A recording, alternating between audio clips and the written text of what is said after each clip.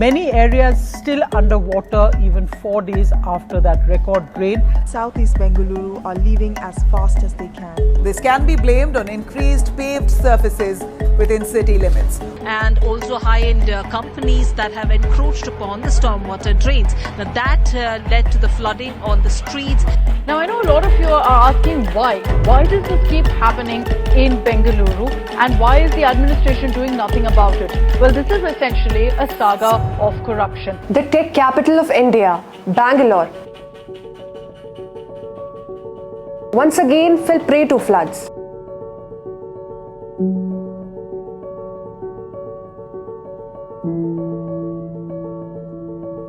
From the slums to the posh villas of the city, the floods spared none. Light नहीं है, बच्चे की पढ़ाई है, पानी जो बेसिक नीड से आती है. So Sunday the heavy rain started and water from the road it started entering our layout, and within a 1 hour span like the entire house was full with water. But here's the catch. Bangalore is a landlocked city, sitting 3,000 feet above sea level. It has no major river of its own and is drained by 4 valleys. So at face value, Bangalore appears to be an unusual spot for flooding. But facts on the ground and the history of floods in the city have a totally different story to tell. So what makes Bangalore flood and who is responsible? Let's start with its geographical location.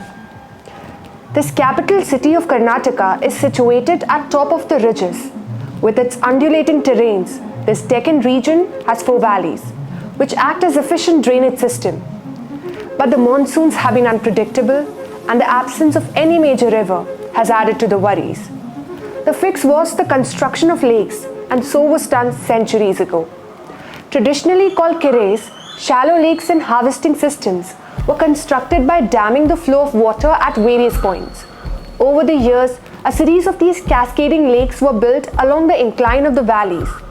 The overflow of water from one tank to another was managed through a wetland system, which included rajakalubs or canals, which were later re-engineered as the city's stormwater drains. This gravity-fed lattice work of lakes and canals domesticated the monsoonal storm flows by transferring excess water at a higher gradient beyond the city limits through canals to a catchment at a lower gradient. Things seem perfect. An engineered irrigation-cum drainage system is in place and the weather in the city is pleasant. What could go wrong? For that, we look through the city's journey to becoming the tech capital of India and what came along with the fame. See, with its pleasant climate, Bangalore has been ever-growing, always conducive to people. Known by the monikers of Little England and Pensioners' Paradise, this former British colony was initially an agricultural and manufacturing hub. The availability of cheap labor and low-cost land really helped the case. But after independence, the city started turning into a business hub.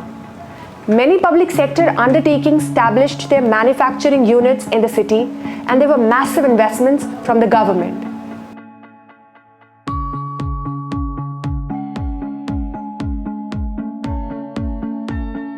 So Bangalore had it all: climate, fresh sight and capital. Then came industries and the state-run businesses in the 1960s.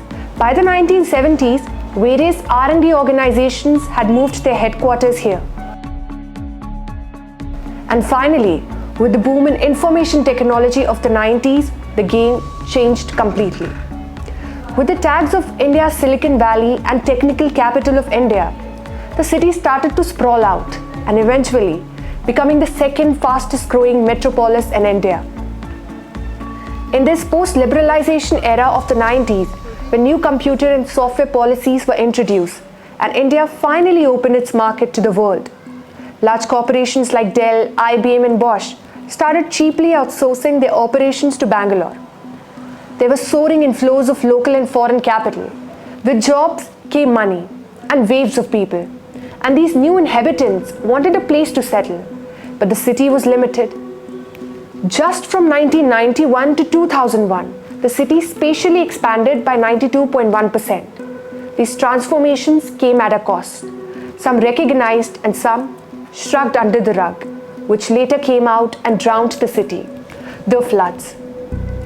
The findings of an IISc research highlight that frequent flooding since the year 2000, even during normal rainfall, is a consequence of the increase in the paved surface area and the high-density urban development in the catchment areas and the loss of wetlands and vegetation.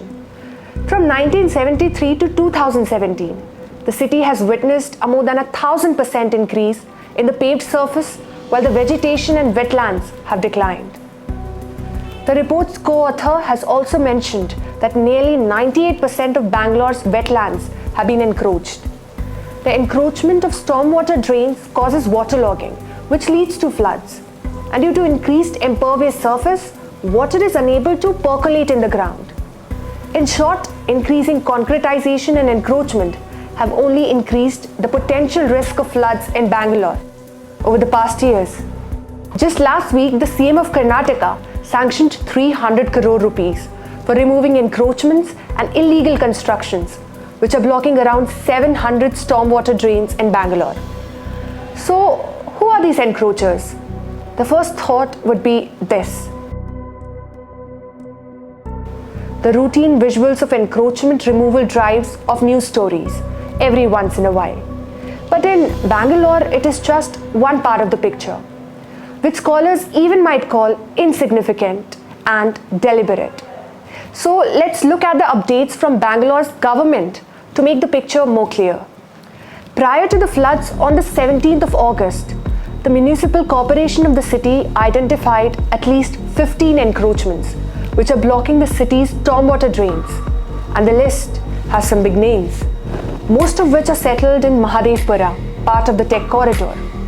Malini Ranganathan, who has been studying Bangalore's heightened flood risk since 2012, highlights the power play between real estate developers, landowners, and various agents of the state, which disproportionately impacts the poorer residents of the city.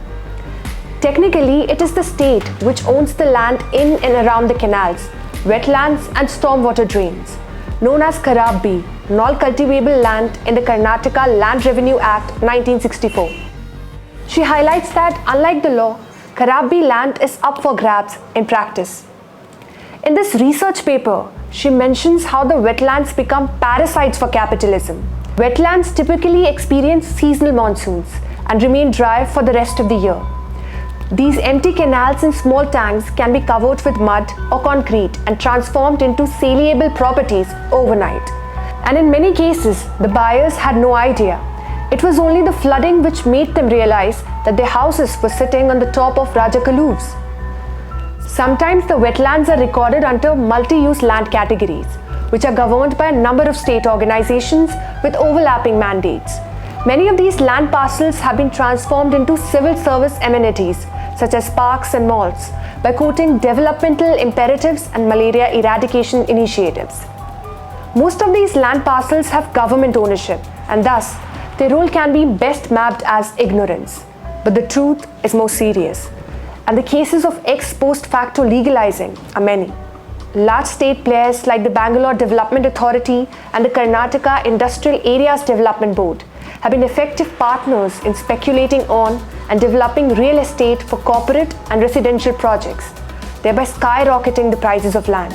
Along with it, they have also collaborated with private developers and politicians. Over the past 20 years, state-led land reforms in Karnataka have offered investment in unauthorized real estate ventures on climate-sensitive lands. Both high-income and lower-end projects are affected by informality, which is frequently accomplished by undercutting rural landowners or through unlawful property transfers and illicit environmental clearances. Even the supposed transparent government policies have been put into question. The 2005-2015 Bangalore Master Plan was challenged by a band of petitioners at the High Court of Karnataka on the grounds of it being unscientific, haphazard, and illegal, and made without any application of the mind. Dr. Jayaraj Sundaresan, a PhD scholar at LAC's Department of Geography and Environment, highlights that in the draft, the land use category of many land parcels was changed overnight, beyond the control of those in charge. Secondly, it took 2 years from the draft submission to its official release, and in this time frame, changes were made to suit the requirements of those who had access to the document. Eventually, the court declared the mixed land use strategy proposed in the master plan, which permitted commercial developments in residential neighborhoods, to be annulled. With the revised Master Plan 2031 shelved by the state government and work on the approval of 2041 Master Plan still underway, the future of Bangalore seems suspended in limbo. Can this tech capital imagine its future without corruption of its land and system?